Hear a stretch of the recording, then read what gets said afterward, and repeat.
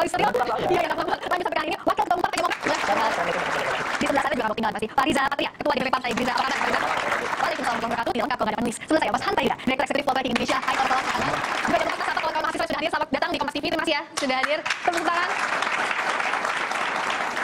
Banyak juga yang penasaran nih, kalau kemarin kita lihat sejauh ini bagaimana peta komposisi koalisi petahana Jokowi yang beberapa waktu kemarin sudah ketemu di Istana Bogor, Jawa Barat. Kalau kita lihat dari kursinya ada sekitar 337 kursi kalau dari 6 partai politik yang bergabung di sana. Tapi saya tanya dulu ke Pak Maman yang partainya ikut kemarin di meja bundar di rendang koalisi Jokowi itu, kira-kira masih membuka kesempatan ada teman baru nggak sih di koalisi atau udah tertutup yang datang aja yang jadi koalisi dari petahana? Di politik itu segalanya mungkin dan kita butuh dukungan yang besar baik dari partai terutama nanti dukungan itu dari masyarakat. Tetapi sekali lagi bahwa koalisi yang sudah terbentuk sekarang sudah banyak punya kata-kata sepakat baik siapa yang akan diusung, bagaimana di periode kedua, misalnya di periode pertama Pak Jokowi sudah menyelesaikan banyak pembangunan infrastruktur, tetapi bagaimana dampak infrastruktur dari segi ekosop dan sebagainya, itu yang didiskusikan lebih menarik. Sehingga 2 periode Jokowi ini harus menjadi keniscayaan bagaimana bangsa ini lebih maju, lebih baik. Itu sebenarnya yang diharapkan dari pembicaraan kami.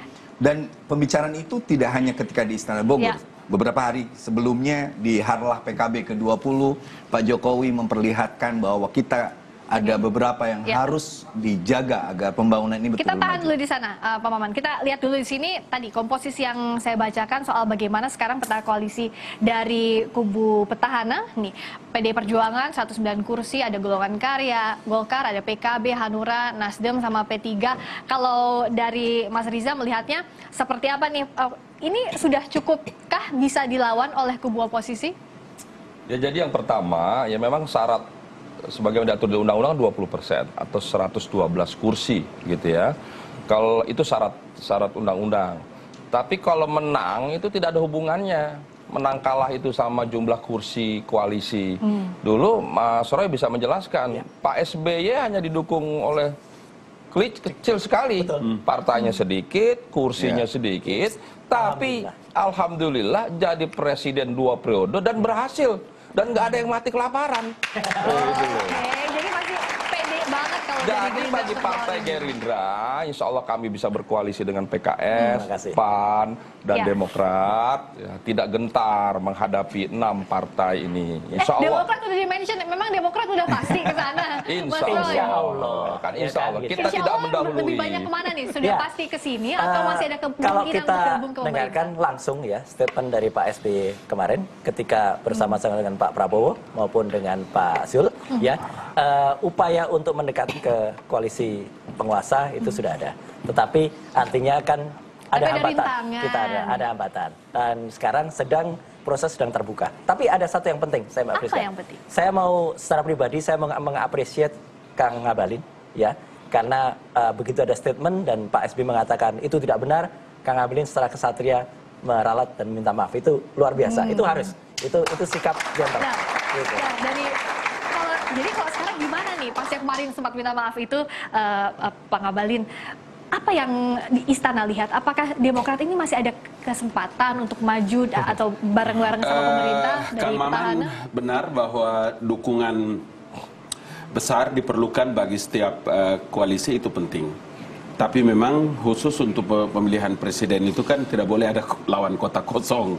Jadi biarlah pintu maaf, pintu kebersamaan itu tetap dibuka lebar-lebar dengan harapan bahwa yang dipikirkan itu adalah pembangunan satu etika politik bagi negara bangsa ke depan, meninggalkan legacy yang terbaik bagi generasi baru. Maka ketika kita bicara tentang masa depan Indonesia, kata Presiden nih kemarin tadi sebelum ke Bandung, setidaknya kita harus menanggalkan kepentingan-kepentingan rasa, kepentingan-kepentingan pribadi. Karena periode ini adalah periode sejarah Republik Indonesia. Jadi Kita masalah memulai rasa satu ini dengan pendidikan. Demokrat gimana? Masih terbuka nggak pintunya? Tadi kan Ya, pertanyaannya. Presiden itu kan berkali-kali mengatakan bahwa saya yang presiden. Itu artinya memberikan gambaran bahwa jangan pakai rasa.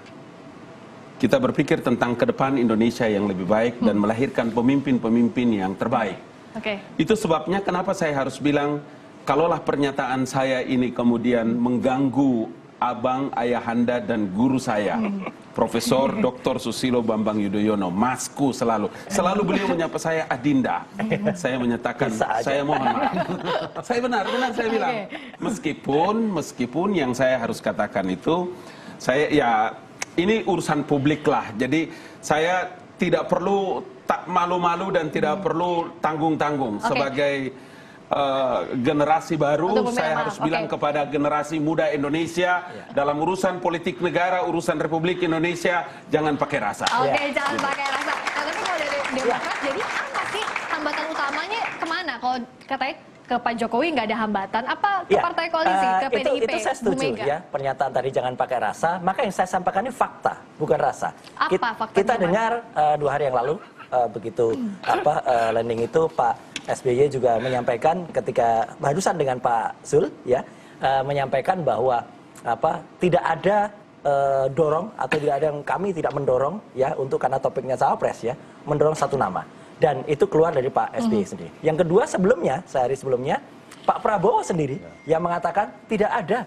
dari Demokrat itu yang mendorong-dorong nama. Nah, sementara dari sisi sebelah dikatakan kami katanya mendorong-dorong nama.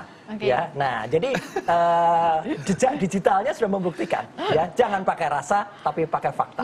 Gitu.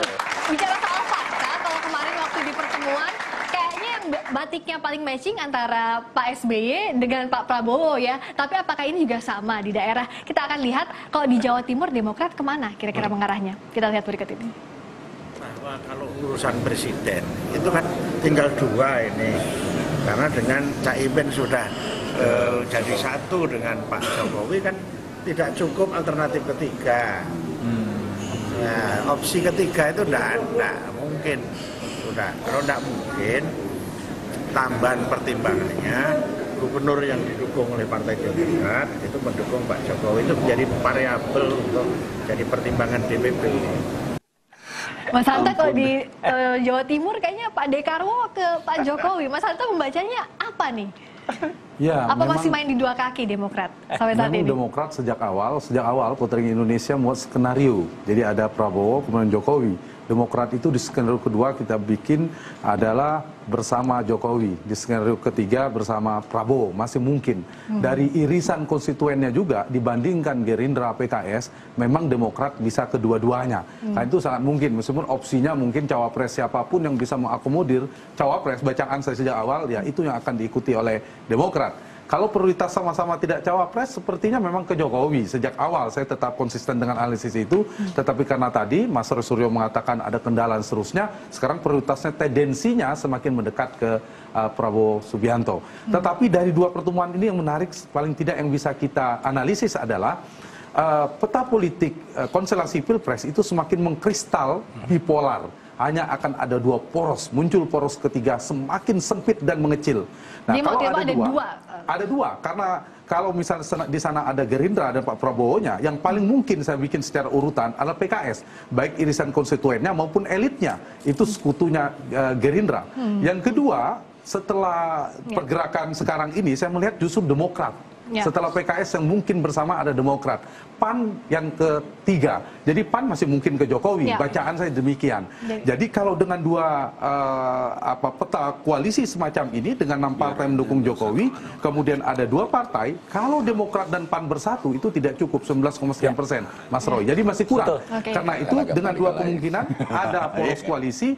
Cuma catatan saya, kalau 6 partai dari pihak Jokowi itu sudah bertemu dengan Pak Jokowi mengumumkan. Nah, dari pihak poros penantang itu belum pernah bertemu secara langsung 4 partai mengumumkan ke publik. Jadi 1 langkah lebih maju dari poros petahana. Yang kedua soal capresnya juga sudah clear. Kita akan tanyakan ke poros penantang. Boleh tepuk tangan dulu. Kayaknya serius banget dari tadi menyimak serius pembahasannya Mas Hanta. Nah, saya ke Pak Riza dulu. Waktu kemarin pertemuan nampaknya intens, juga tendensi saat ini Demokrat kok kayaknya merapatnya ke kubu penantang. Tetapi kenapa waktu pertemuan kemarin belum deal, nampaknya belum dikunci betul suara Demokrat untuk oposisi? Begini, yang pertama kan kita harus menghormati partai-partai yang ada, PKS, PAN, dan Demokrat. Pak SBY ini bukan hanya orang yang cerdas, tapi orang yang rasional dan bijaksana. Memang harus diakui bahwa Demokrat ini kan belakangan dibandingkan PKS dan PAN secara insentif bertemu dengan Gerindra. Itu kan fakta. Pak SBY ini bijaksana, masa datang belakangan langsung bicaranya langsung mengerucut, kan begitu. Apa yang dibicarakan itu ada dua yang utama, yaitu menyikapi kondisi bangsa hari ini, sama-sama memahami kita sedang sulit, dolar naik, sembako mahal, BBM jalan tol, ya kan? BBM naik malam-malam. Itu masalah ekonomi hari ini. Itu kan pembicaraan di warung kopi, di mana-mana. Nah, itu juga dibicarakan oleh elit. Tapi kan tidak hanya membicarakan, tapi juga sama-sama mencari solusi ke depan. Gitu bicara loh. solusi ini kan Baru sampai di situ. Jadi belum masuk pada pembahasan capres maupun cawapres. Masih ada waktu. Sekarang masih tahapnya PDKT ya, kalau kata anak muda belum jadian, masih PDKT. Nah, gimana di proses PDKT ini? Apa yakin masih tetap mau ngambil Demokrat yang kayaknya sikapnya belum firm betul ke oposisi? Tahan dulu. Kita akan bahas usai jeda di Mencari Pemimpin.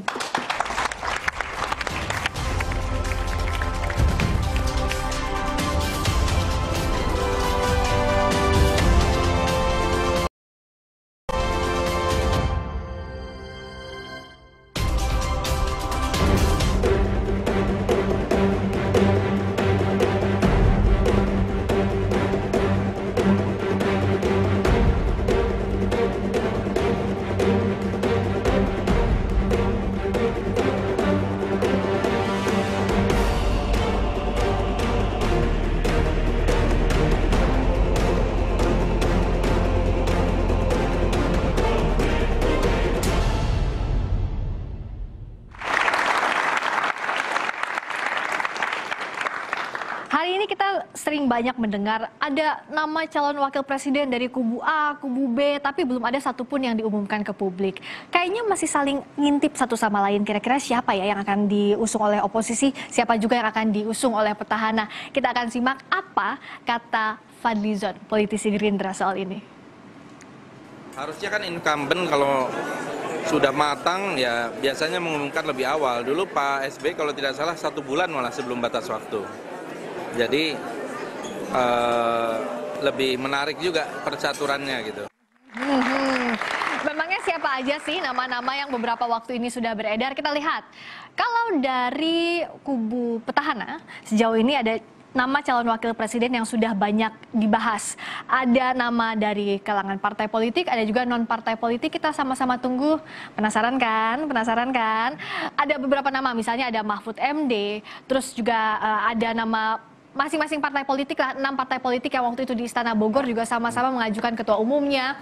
Kita lihat lagi, nah ada Muhammad Iskandar, ketua umum PKB, ada Muhammad Romahur Muzi atau Romi, ketua umum P3, Erlangga Hartarto, ketua umum Partai Golkar. Berikutnya ini dari kalangan partai politik. Kalau non-parpol ada nama Muldoko, kepala kantor staf presiden, kepala staf kantor presiden, juga ada Ma'ruf Amin, ketua umum MUI. Berikutnya ada Mahfud MD, ada Din Syamsuddin, juga ini dari kalangan non-parpol. Dan satu lagi, ada nama Susi Pujiastuti, Sri Mulyani, Hairul Tanjung. Kalau dari oposisi memang kenapa sih harus nunggu dulu dari kubu sebelah? Saya ke Mas Riza dulu. Mas Riza gimana? Kok kayaknya tadi kalau kata Pak Fadlizon, mana sih namanya kok nggak dikeluarin aja cawapres? Iya, kan selama ini yang menggembor-gemborkan koalisinya sudah solid, ya kan, sudah mantep. Bahkan katanya nama-nama sudah ada di kantong, ya kan, sudah siap gitu. Tapi kok belum keluar-keluar juga, apa sih yang ditunggu? Kalau masih mengintip oposisi, berarti tidak percaya diri. Oh, oposisi juga ngintip petahana juga? Harusnya petahana itu ya yang berkuasa 4 tahun dengan anggaran triliunan, program, fasilitas, aparat, semua nih mendukung bagi kepentingan pencitraan capres petahana, tidak perlu ragu mengusung cawapres, begitu loh. Masih kurang Tapi itu, kalau masih menunggu, ya kan, apalagi ngintip, Ya, itu oke. menunjukkan tidak percaya diri. Kalau dari PKB, Ya, saya ingin katakan Mas Reja bahwa kita tidak pernah, Jokowi tidak mengintip oposisi. Kita justru memperlihatkan kematangan berdemokrasi bahwa memilih pasangan, yaitu cawapres pada konteks ini, adalah memperlihatkan ternyata stok pemimpin di Indonesia itu banyak. kalau matang kenapa nggak disebutin ke publik sekarang? Kita menganut prinsip bahwa ada batas nanti tanggal 9 Agustus itu, selama ada waktu itu, maka kenapa kita tidak lalu semakin banyak semakin bagus, sehingga orang mengenal siapa Susi, siapa Muhaimin, siapa Romi, siapa Erlangga, dan itu menjadi pembelajaran bagi generasi-generasi setelah ini, bahwa sungguhnya siapapun boleh jadi presiden, Oke. siapapun boleh jadi. Jadi sebenarnya pertemuan kemarin itu untuk mengatakan ke publik koalisinya sudah solid atau memang sudah ada nama cawapres betul-betul di Saya tangan? ditanya berkali-kali, sudah ada satu nama ya? Iya, kita pasti cawapres itu satu nama. Soal namanya siapa dan apa kebutuhan itu kita akan tentukan artinya nanti di belum ada. detik-detik Ini untuk terakhir. mengunci dulu, nggak, Bung Abalin, untuk mengunci dulu, jadi siapapun calon wakil presidennya, tapi disepakati koalisinya nggak akan kemana-mana. Dengar baik-baik. Orang dengar baik-baik. Dengar baik-baik, ya, Ini apa yang didengar Adinda baik-baik? semua yang hadir di studio hari ini dan didengar oleh seluruh rakyat Indonesia. Kalau orang menentukan pemimpin, wakil presiden, presiden sendiri, kemudian dari kader-kader terbaik, nggak usahlah pakai membahas soal persoalan waktu apa. Sebagai generasi baru kita ini, nggak usahlah ente pusing-pusing dengan urusan orang lain, itu nggak usah. Anda konsentrasi, berikan masukan dengan baik. Saya, ya tidak perlu saya bersumpah, tapi setiap kali saya ketemu presiden, saya berdiskusi. Karena di dalam Islam itu kan Oke. konsep pemimpin itu kan diatur. Toh, jadi kullukum ra'in wa kullukum mas'ulun ar-ra'iyati. Kamu itu adalah pemimpin dan setiap pemimpin itu akan dimintakan pertanggungjawaban. Tidak gampang loh, tidak gampang. Dia punya amanah, dia punya konsekuensi. Tidak mudah untuk Nggak menentukan, usah, oke. nggak usah ente masuk ke kamar Iya. orang mau cerita sana. Nggak penting. Tidak Nah, penting. kita lihat dulu, kalau Karena itu, kenapa sih Anda sewot sih? Nggak penting itu. oke, jadi Jaga mulutmu dengan baik, pakai narasi yang bagus, pilihan kata Jadi yang jangan bagus, agar ngintip-ngintip. orang bisa menilai bahwa Anda itu memiliki kualifikasi ilmu yang cukup. oke, Gitu jadi loh. jangan ngintip-ngintip Nggak lah gitu. usah, nggak penting. Oke. Kita Itu kan dari sana. ada regulasi dengan Jadi yang benar yang mana nih? Mana yang ngintip di sini apa di sana? Karena itulah ada regulasi, ada aturan menentukan tanggal 4 sampai tanggal 10.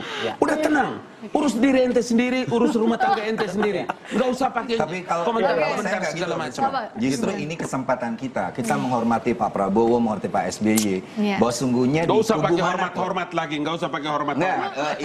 ini cara menurut saya, cara terbaik kita menentukan pasangan capres-cawapres itu seperti yang kita lihat hari ini, sehingga kita bisa menemukan Ya. begitu banyak stok Oke, pemimpin kita. jadi fokus sama rumah tangga masing-masing nih, Betul. bukan quote. Itu aja deh, itu Tunggu, aja. tunggu. Itu Tapi yang kita paling lihat penting, dulu, Fis. kita lihat juga bagaimana peta dari sebelah nih dari oposisi. Nah, kalau dari peta koalisinya Pak Prabowo sejauh ini, kita akan tampilkan kira-kira sudah berapa partai? Ini kan masih kira-kira kalau Gerindra PKS katakan sudah sekutu bahkan segajah. Ini proyeksinya. Tapi Demokrat sama PAN kalau ditotalkan banyak juga. Nah, masalahnya Demokratnya Ya. gimana nih? Sejauh ini mendekat kemana PDKT-nya? Apakah betul ke oposisi atau kayaknya Ya, dulu deh kan sampai ada sudah jelas cawapresnya dari bisa Pak dilihat Jokowi? apa yang disampaikan oleh Pak SBY kemarin, ya upaya untuk ke kubu penguasa sudah dilakukan selama setahun, ya kan.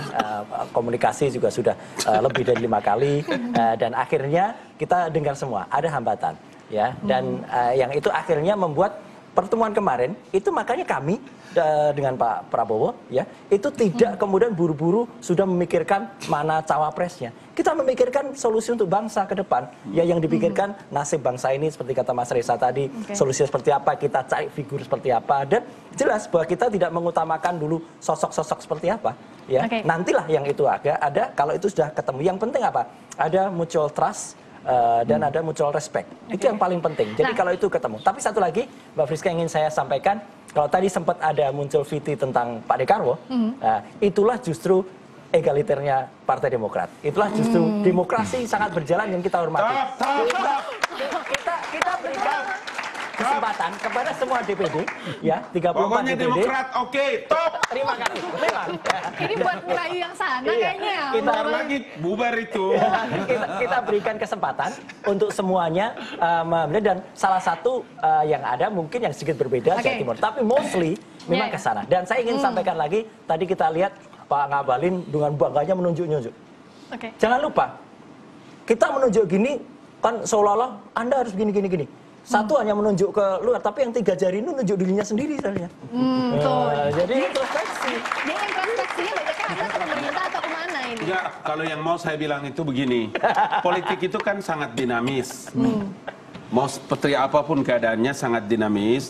Yang paling penting dari semua perbincangan kita ini adalah kita mempersiapkan pemimpin yang memiliki kualifikasi ilmu, iman, yang bisa hadir. Lain dari situ tidak ada. Bohong ini semua. Kekuasaan itu akan menjadi sangat otoriter kalau dia tidak punya kualifikasi ilmu yang bagus, akhlak moral yang baik.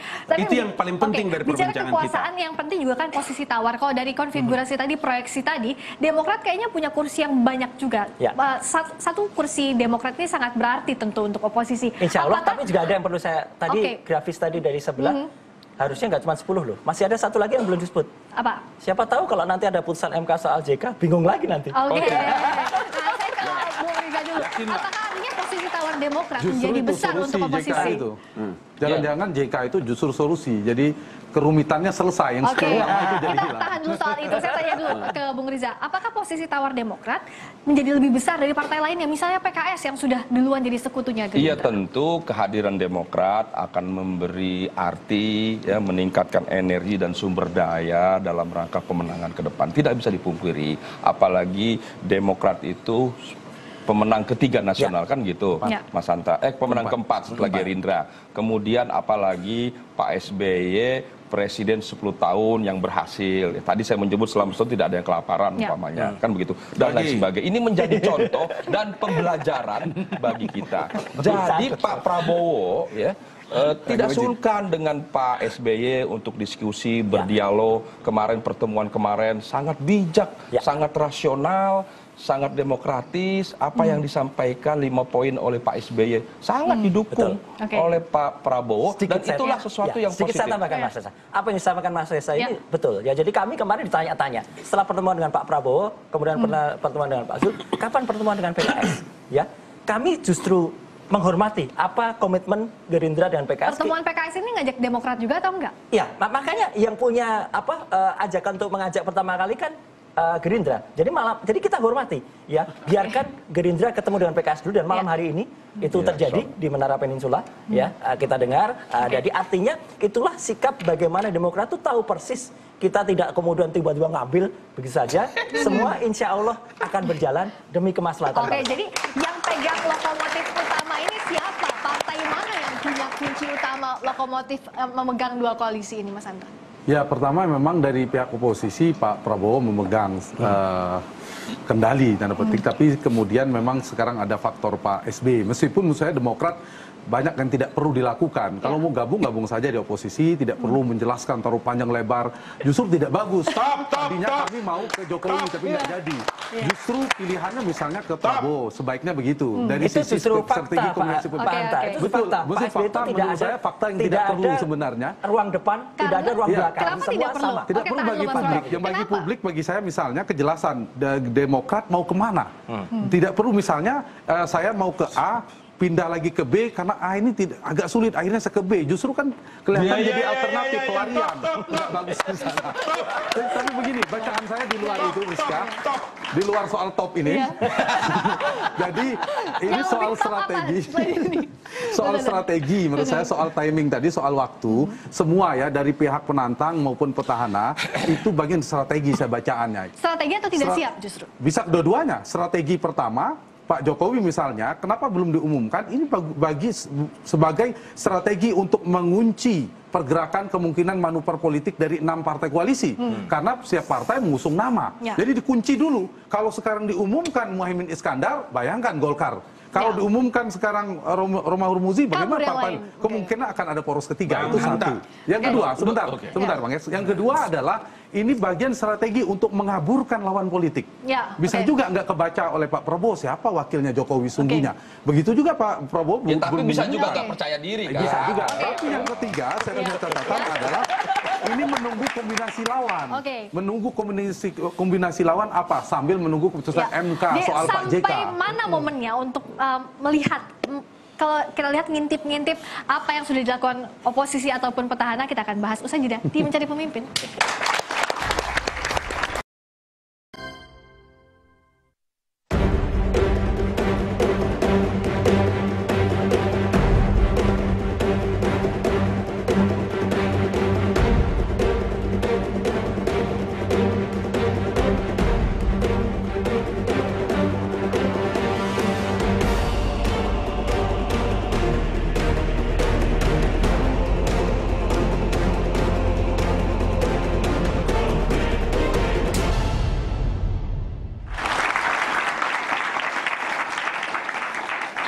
Halo, terima kasih masih di Mencari Pemimpin bersama saya Friska Clarissa. Saya tertarik sama tadi Mas Hanta bilang kalau misalnya JK uji materinya dikabulkan, yang diajukan oleh Perindo yang salah satunya adalah agar masa jabatan wakil presiden bisa lebih dari 2 periode. Apa jangan-jangan nanti nama calon wakil presiden yang sudah digodok waktu di Istana Bogor bisa dibongkar kembali? Enggak. Atau jangan-jangan itu namanya yang dibahas di situ? Tidak. Begini, yang paling pertama yang harus dimengerti bahwa semua partai koalisi bersama Bapak Jokowi adalah partai-partai yang pegang amanah. Diberi amanah, dia tidak berkhianat. Karena itu mereka berkumpul, karena semua perwakilannya ada di kabinet. Oke. Kecuali ada partai yang punya perwakilan tapi berkhianat. Oke? Oke. Itu satu. Berarti itu- Misalnya? Karena Misalnya? itu, ya dong. Kalau Anda mau kabinet dikasih, jangan ada berkhianat dong. Oke. Misalnya siapa? Misalnya siapa? Partai Amanat Nasional. PAN maksudnya ya. Kalau Anda mengerti bahwa Anda punya perwakilan, jangan kuenya mau. Giliran orang bicara Anda berkhianat. Tapi bukan Satu, berkhianat itu satu. Yang kedua, karena itu memang betul semua partai. Golkar ada Erlangga, P3, PKB, dan lain-lain. Tapi mereka sepakat. Oke. Kami tahu bahwa Bapak adalah pemimpinnya. Kami menyerahkan sepenuhnya Tapi kepada PAN Bapak. masih diterima di termasuk koalisi. PDIP. Termasuk PDIP. PDIP juga punya perwakilan. Riza, jangan ente keliru. Tetapi dia menyerahkan Enggak, saya enggak sepenuhnya. keliru. Oleh karena itu, maka saya ingin mengatakan bahwa dalam konsep seperti orang berpolitik, bernegara itu, soal kejujuran, soal amanah, soal kepercayaan, itu harus dipegang. Untuk apa? Karena untuk kepentingan bangsa kita. Nah, oposisi melihatnya seperti apa, Bung Tapi Riza? Bukan persoalan sorry, apa, Friska. ya. Ya. Tapi PAN itu kan hal yang berbeda itu Pak Ngabalin. Di mana Karena perbedaannya? ini koalisi-koalisi. Ini kan soal 2019, periode yang berbeda. Karena itu saya bilang Masa begini. harus memang soal dipaksa? kejelasan. Karena itu Jangan saya bilang. dipaksa dong. Karena itu saya bilang. Tidak Soal ada urusannya. kejelasan saya Orang setuju. berpolitik itu hanya dua. Dia punya amanah atau dia berkhianat. Selesai dari situ. Apa artinya di sini sebentar. Di mana untuk Riza? Gerindra- Coba. Itu Di mana keberatannya Riza? berlebihan. Kalau PAN itu kan mendukung pemerintahan sampai 2019. Cabut menterinya. Tunggu dulu. Keluarkan menterinya. Sampai 2019. Keluarkan menterinya. Sampai 2019. Udah. Nanti Bapak urus Gerindra. Tidak usah Bapak urus PAN. Saya Pak Riza. bicara Ya, tentang justru itu. Bang, dibalik. Bang Ngabalin Kalau ini tidak bisa. setuju, Pak Justru. Jokowi reshuffle, ganti Iya. menterinya juga bisa, Pak, dua-duanya. Pak, Presiden ini orang Jawa, Ya, nggak Solo, bisa dong. ngerti Apa tentang hubungannya? etika, ngerti tentang moral. Jokowi itu orang Solo, orang Jawa yang tahu tentang Seolah-olah yang Oke. lain tidak bermoral. Permisi Bapak-Bapak, saya sela dulu. Nah, ngomong-ngomong soal ini, apakah dengan posisi Demokrat dan PAN yang kira-kira masih di tengah-tengah, kemana Pilpres 2019, Gerindra menunggu di tikungan untuk mengambil ke pihak oposisi? Kita bukan menunggu di tikungan. Ambil aja Gerindra, ambil. Partai-partai Ambil. Partai tentu sudah sangat cerdas, sudah sangat dewasa, mengerti apa arti daripada pilpres dan pileg serentak, mengerti apa yang namanya kutil efek, Ya. mengerti adanya kue pembangunan, Mengerti tentang hashtag 2019 ya. ganti presiden, ya nggak perlu saya jelaskan, sudah dijelaskan tadi. Kemudian juga Malah partai-partai menguatkan tadi. mengerti bahwa apa yang memberi dampak positif Oke. tidak hanya kepentingan kader untuk menjadi calon presiden, apa kepentingan partai, tapi juga mengerti apa yang lebih penting bagi kepentingan bangsa dan negara dan rakyat. Kita stop dulu sana. Sebentar. Lihat juga apa tanggapan warganet, karena masing-masing warganet juga punya pertanyaan untuk bapak-bapak yang ada di sini, karena ingin tahu tidak hanya yang berdebat ini di sini, tapi juga warga punya pendapat soal ini. Kita lihat yang pertama. Ini untuk Bang Roy Suryo, mencari pemimpin, #mencari pemimpin, sepertinya ada yang salah di tubuh Demokrat. Sehingga TGB mundur dan rakyat pun sudah tahu itu. Salut buat TGB. Bukan salah, justru itu sekali lagi saya katakan, itulah proses demokratisasi yang terjadi pada Partai Demokrat. Ya kalau ada seseorang yang kemudian memiliki pilihan individu, seperti Pak TGB, Pak Zainul Mahdi, kita berikan hak dan kemudian beliau mengajukan mundur, bagus ya, diterimalah Ketua Wanhor kami, Pak Amir, dan juga terserah dan memang kan Pak TGB itu mundur sebelum Demokrat memutuskan. Jadi sebenarnya tidak ada yang salah, tidak ada yang salah dengan Berikutnya, ini buka lagi dari @Budiman Kemijen. Ada kesan politik balas budi. Kalau si A dukung si B dapat jatah menteri, atau kalau si C dukung si D, jaminan dapat jatah wapres. Kang Maman. Ya, saya sebenarnya jelas ya, bahwa dalam politik ketika kita mendukung Jokowi lalu kita dapat 4 menteri. Ini ceritanya itu apa jelas. ini? Samping-sampingnya begini. Nah, tapi Mbak Priska, saya justru ingin jawab Hanta ya, bahwa PKB jelas sangat berharap hakim MK tidak mengabulkan JR-nya Perindro, satu. Yang kedua, kenapa itu? Karena itu melanggar konstitusi pasal 7 dan saya rasa itu sangat mengkhianati reformasi. Harus ada pembatasan kekuasaan, itu PKB. Nah, kalaupun misalnya dikabulkan, tidak otomatis lalu Jokowi akan milih JK. Jadi jangan nganggap bahwa koalisi kami yang itu bisa dijamin, bisa dijamin itu Pak Maman. Dan yang bisa menarik, jamin, saya jamin. Dan yang menarik, yang mengajukan ke Mahkamah Konstitusi itu partai, saya nggak perlu sebut namanya tadi. Perindo. Itu yang mendukung Pak Jokowi juga. Ya, tetapi kan, jadi kan kita lihat ada duri-duri di dalam itu. Kita melihat partai yang ada kursinya di DPR. Itu yang jadi. Itu jawabannya cukup. Tepuk tangan boleh untuk Pak Maman. Berikutnya, ini pertanyaan berikutnya kita baca lagi. Saya kira gabungnya SBY ke Prabowo bisa jadi kekuatan yang lebih dibandingkan kekuatan Prabowo di 2014 lalu. Tapi Presiden Jokowi punya caranya sendiri untuk mengantisipasinya. Ini untuk Pak Riza. Ya jelas ya, tadi sampai di awal, kehadiran Demokrat insya Allah berkoalisi dengan Partai Gerindra, PKS PAN akan memberi efek yang positif, memberi dampak yang positif. Sebentar. Memberi manfaat, memberi energi yang positif. Dan insya Allah dengan kehadiran Demokrat, PKS dan Partai Gerindra, kita tidak hanya dapat mengalahkan petahana, memenangkan Pilpres dan Pileg 2019, tapi bisa membawa Indonesia ke depan yang lebih baik dan tidak ada kelaparan lagi. Oke, percaya diri kalau Demokrat udah merapat ke sana. Berikutnya, kita lihat lagi. Bumbu politik serba-serbi politik poros-porosan, politik cari kawan. Ada 2 jenderal yang ingin mencoba menumbangkan tukang kayu. Si jenderal nggak mau keok lagi, sementara si tukang kayu makin kuat fondasinya. Kita lihat saja nanti 2019 akhir dari kisah ini. Silahkan menjawab kisah ini, Bung Ali. Supaya nggak top-top. Tukang kayu itu mengerti tentang 3 aspek. Aspek yang pertama itu adalah marketing, yang kedua itu adalah human resources. Yang tukang kayu itu mengerti tentang manajemen. 3 ini dirangkum menjadi satu, melahirkan leadership. Itulah yang dimiliki oleh tukang kayu yang namanya Joko Widodo. Oke, jadi percaya diri betul. Satu lagi, Pak. Apa? Ada satu lagi, kalau tadi disebut. Satu lagi namanya top. Kalau tadi disebut asal dari Solo, ya jangan lupa, memang ada ilmu yang dipakai. Itu mungkin masyarakat tahu, namanya gelembuk Solo. Apa itu? Silahkan googling. Silakan terjemahin dong, kan nggak semuanya. Iya, jadi gelembuk Solo itu ya, ini seolah-olah masuk, ini seolah-olah masuk, ini seolah-olah masuk. Semua dirangkul. Tapi mana yang masuk beneran? Alhamdulillah. Nah, itu. Kita akan lihat mana nanti yang dipilih masuk ke koalisi. Berikutnya pertanyaan, gilirannya Mas Hanta sekarang untuk menjawab pertanyaan. TGB kemungkinan dia merasa layak dicalonkan sebagai wapres, tapi karena kurang perhatiannya makanya dia mundur. SBY dan Prabowo koalisi karena mereka merasa kuat dengan basic militernya.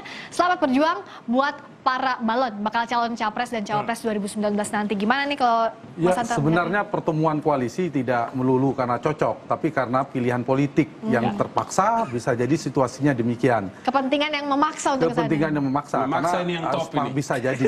Memaksa Nah, ini yang top. jadi dari beberapa nama yang sudah muncul, saya lihat memang tergantung pada Tahan dulu topnya nanti, beberapa Bung Lawin. kombinasi terakhir nanti, capresnya siapa, cawapresnya siapa. Ya. Sebenarnya di sisi Demokrat dan Ya. Gerindra itu sudah bisa sejak sekarang. Tapi kenapa SBY sampai sekarang belum, SBY dan Prabowo belum mengumumkan? Sama menunggu. justru Saya itu kasih kita contoh. menghormati. Sebentar, Dua-duanya tahan dulu. kalau dari sisi oposisi mungkin soal kombinasi pembicaraan. Tapi di sisi Pak Jokowi saya membaca memang menunggu. Saya kasih contoh. Kenapa belakang muncul nama Mahfud misalnya? Jokowi, Mahfud. Itu mungkin menyiapkan kalau Prabowo dengan Anies. Karena Anies tadinya di sebelumnya bersama Pak Jokowi. Iya. Mahfud tadinya bersama Pak Prabowo, sekarang bersama. Jadi bisa ketika Prabowo Anies itu bisa Jokowi Mahfud atau Jokowi ngabalin bahkan. Kan sama juga pindah. Karena sama-sama pindah.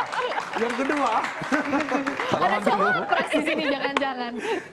Ini serius yang sama kedua, nggak ada bedanya. ada yang menarik. Makanya itu Yang nggak kedua, ketebak. ini sedang menguat menurut saya adalah antara Prabowo dan AHY. Itu kan ditunggu, bisa jadi Ya. muncul nama-nama dari sisi militer, karena dua-duanya militer. Militer. Untuk mengimbangi ada nama Wiranto, Muldoko. Tapi yang menarik, gini, kalau saya baca di Pak Ngabalin, posisi Pak Jokowi, ada dari misalnya posisi elektabilitasnya hijau, muncullah nama yang biasa aja, orang Pak Jokowi, Muldoko, Sri Mulyani. Ya. Tapi kalau agak kuning itu artinya agak waspada, Ya. muncul nama seperti Mahfud.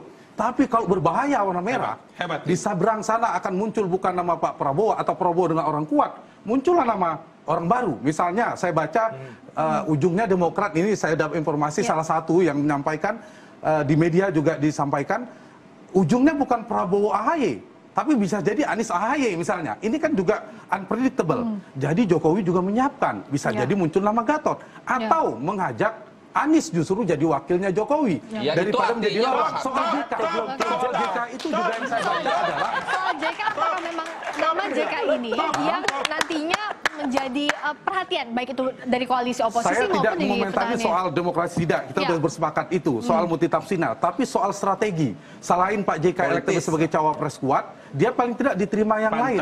Dia tidak akan menjadi presiden pada 2024 nanti. Kemudian Makanya ditunggu betul uji materi iya. di Tapi yang Mahkamah lebih menarik kenapa JK ditarik itu Ya. Priska menurut saya adalah karena kalau JK tidak diambil, Ya. JK bersama Prabowo dan SBY itu akan menjadi lawan tanding yang kuat. Keluarkan aja. Kalau JK tidak Oke. diambil, JK bisa memainkan kartu Anies Baswedan. Ya. Dan itu bisa berbahaya dari sisi petahana. Jadi strategi itu bacaan saya. Bicara soal strategi bacaannya, tadi kok udah pada diskusi sendirian aja di akhirnya. Diskusi yang paling penting itu Diskusi. tangannya Pak Ngabalin. Ini diskusi soal apa? Diskusi yang paling penting itu Soal adalah Nggak tahu mempersiapkan yang di sini Prabowo tadi. dan AHY yang matang supaya bisa maju. Pasti. Nanti tahan dulu ya. Strateginya apa nih yang disiapkan? Harapan Pak Ngabalin lawannya adalah Prabowo. Jadi siapa mengharapkan melawan siapa kita akan bahas saat lagi di Mencari Pemimpin. Jangan kemana-mana.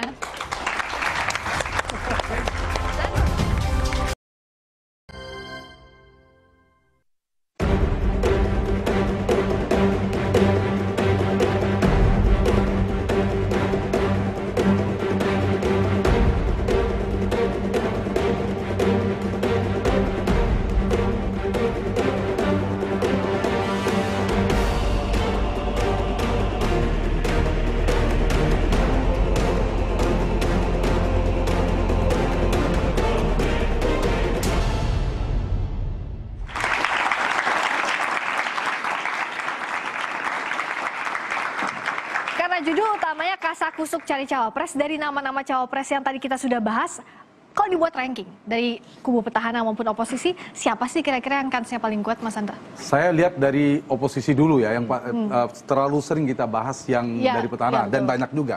Dari oposisi sebenarnya, kalau Prabowo sudah clear soal capres, pilihannya namanya tinggal di PKS, AHY di Demokrat, meskipun mungkin Mas Roy masih malu-malu mau bilang AHY atau bukan, mau tunggu proses terusnya, udahlah AHY, maunya Pak SBY dan Demokrat bacaannya begitu. Kemudian yang ketiga adalah PAN, sepertinya tidak harus Zulkifli Hasan.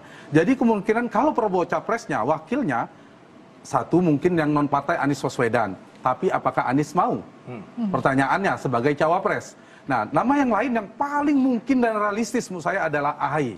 Kenapa AHY? Karena AHY secara spektrum ideologi dia melengkapi, berada di tengah. Kalau Anies dan PKS itu sebangun dengan Prabowo, tidak menambah ceruk itu. Tapi kalau ini Mas Roy udah senyum-senyum, tapi saya objektif, AHY akan melengkapi secara elektoral. Happy kayaknya nih sama Nah, nama AHY mungkin. Kalau PKS itu, kalau dari Demokrat kelebihannya logistik dan elektabilitas. Kalau di PKS tidak memiliki dua itu, tapi memiliki mesin politik. Kalau PKS bergabung di sana, bisa melengkapi. Jadi namanya, dugaan saya tidak jauh dari sana. Sementara kalau Jokowi, itu memang nama yang menguat tergantung pada lawannya. Kalau militer-militer, mungkin terkoreksi. Tapi kalau lawannya militer sipil, kemungkinan Mahfud menguat. Tapi kalau lawannya sangat kuat, bisa jadi ada keterpaksaan Pak Jokowi harus mempertimbangkan elektabilitas cawapres yang kuat seperti Anies, Gatot yang bukan orang Jokowi. Oke, tepuk tangan untuk Mas Hanta. Ini analisisnya dari berbagai sisi, tapi saya ke Pak Ngabalin dulu. Jadi strateginya apa? Waktunya tinggal 1 minggu lagi jelang pendaftaran. Adindaku yang cantik dan manis. Terima kasih banyak Pak Ngabalin. Dengar baik-baik kata-kata abangmu ini. Apa yang harus didengarkan? Kalau bagi Jokowi, Singkat tapi jangan panjang-panjang. Ya. berpengalaman dalam menentukan wakil. Mulai dari dia menentukan wakil wali kota, menentukan wakil gubernur, dan menentukan wakil presiden. Jangan sekali-kali rakyat Indonesia ragu dengan kapasitasnya. Dia sangat berpengalaman dan ini orang cerdas. Dah, selesai. Kalau dari kawangan apa strateginya, apa sih partai politik koalisinya Pak Jokowi ini? Ya, satu ingin mengatakan bahwa koalisi ini sangat solid. Tidak personal, orang per orang, tetapi lebih kepada values dan kinerja. Yang kedua, ingin menunjukkan bahwa dari figur-figur yang dimunculkan, sebenarnya Indonesia ini punya stok pemimpin yang banyak. Tapi poin... Apa ada tanda-tanda akan bersatu sama yang situ? Tidak boleh berpengaruh, tidak boleh ada oposisi mempengaruhi. Poin dari saya, poin dari saya, ini adalah 2019 itu pertama kalinya Pilpres dengan Pileg bersama.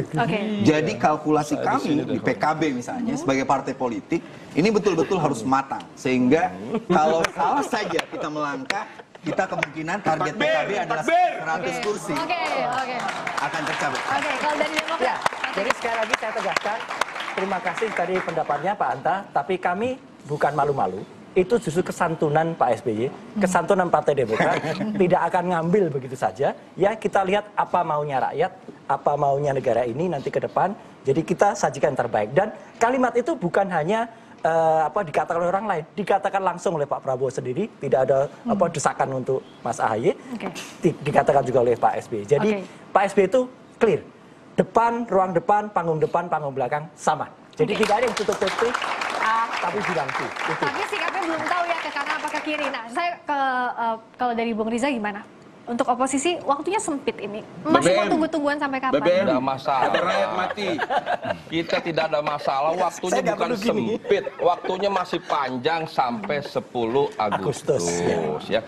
Bayangkan masih ada. Jadi strateginya last minute. 15 hari. Dalam waktu 2 hari saja menentukan gubernur menang. Selisihnya 20%. Jadi apalagi masih ada 15 hari. Bayangkan dulu. Ahok didukung oleh semuanya deh, ya kan? Didukung oleh Pak Jokowi, oleh kekuasaan, oleh semuanya. Bahkan sembakonya berlebih sampai ke gudang-gudang masih ada. Tapi alhamdulillah dalam 2 hari terakhir bisa menang. Takbir. Jadi tidak usah khawatir. Jadi kehadiran Pak SBY dengan Pak Prabowo kemarin memberi warna baru bagi kehidupan berbangsa negara. 2 tokoh ini yang bijaksana, yang rasional, yang negarawan, ya, yang mengedepankan kepentingan bangsa negara rakyat ini perlu menjadi teladan. Tidak pernah memikirkan kepentingan. Pak Prabowo hadir ke Pak SBY tidak bilang, Pak saya capresnya. Pak SBY tidak bilang, Pak SBY anak saya cawapres, tidak, tapi sama-sama memikirkan masalah bangsa hari ini dan ke depan. Juga belum, Mas Riza. Mas Hanta singkat saja. Jadi untuk masing-masing kubu apa yang perlu dicatat? Karena kan namanya masih sumir. Apakah strategi last minute ini bisa jadi pegangan yang baik untuk masing-masing kubu atau justru melihatkan ketidaksiapannya kepada masyarakat? Saya lebih percaya yang nomor 2 karena kerumitnya. Ini kerumitan, tetapi juga bisa dimanfaatkan untuk strategi. Misalnya dari sisi oposisi, dari penantang itu sampai hari ini belum clear. 4 partai itu mengatakan capresnya siapa. Itu baru versi. Jadi yang kita tunggu adalah 4 partai ini mengatakan capresnya Pak Prabowo atau siapa. Lalu cawapresnya siapa? Karena semuanya ini rebutan soal kotel efek, soal efek ekor jas dan soal 2024 siapa yang akan jadi putra mahkota. Semuanya memikirkan itu. Mas Hanta Yuda, terima kasih Pak Ngabalin, terima kasih Pak Maman, terima kasih juga Mas Sol, terima kasih Pak Riza. Kita tunggu sampai clean and clear siapa yang akan dicalonkan oleh masing-masing kubu, capres dan cawapresnya. Kita ketemu lagi minggu depan. Saya Friska Clarissa, sampai jumpa.